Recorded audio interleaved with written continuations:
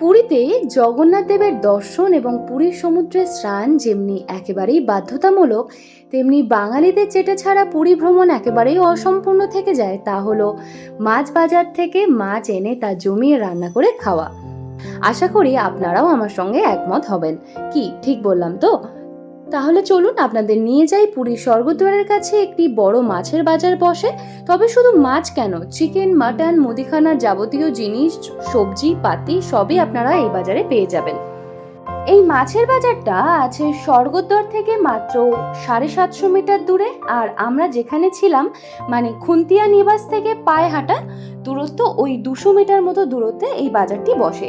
এই বাজারে মাছের দাম খুব কম না হলেও প্রচুর রকমের মাছ আপনারা এখানে পেয়ে যাবেন। এছাড়াও মাটন, চিকেন, কাঁকড়া সমস্তই পাওয়া যায় এই বাজারে। বাজারের একদম পিছন সাইডেই মাটন পাওয়া যায়। আমি আপনাদেরকে দেখিয়ে দিলাম যে কোথায় পাওয়া যায়। একদম সোজা হেঁটে আসলেই এই মাটনের দোকানটা আপনাদের চোখে পড়বে। ইলিশের দাম ছিল এই বাজারে 900 থেকে স্টার্টিং ছিল। এছাড়াও 1200-1400-ও আপনি ইলিশ পেয়ে যাবেন, যেরকম আমাদের নর্মালি কলকাতার যে কোনো বাজারে পাওয়া যায় যেই দামে। এখানেও কিছু সেরকম কম আমি পাইনি, তবে হ্যাঁ মাছগুলো বেশ ফ্রেশ ছিল।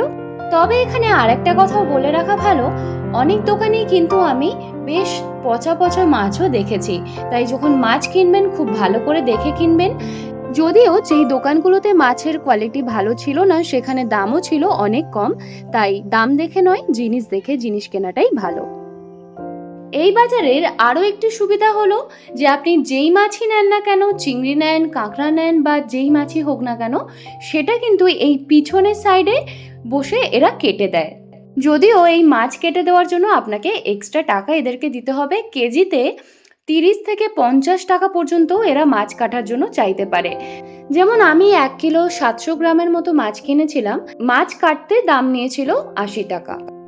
এই মাছের বাজার থেকে বেরিয়েই আপনারা চাল, ডাল, তেল, নুন, ঝাল, মশলা, সবজি পাতি সমস্ত কিছুই পেয়ে যাবেন। সাথে খাওয়ার জন্য যেই শাল পাতা পাওয়া যায় বা গ্লাস, সেই সমস্ত কিছু আপনারা এই বাজারেই পেয়ে যাবেন।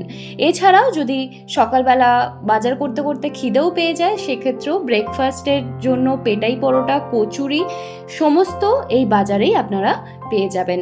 এখানে একটা নতুন জিনিস চোখে পড়লো, জানি না আপনারা দেখেছেন কিনা, তবে এত বড় বড় সাইজের সয়াবিন আমি কিন্তু এর আগে কখনো দেখিনি।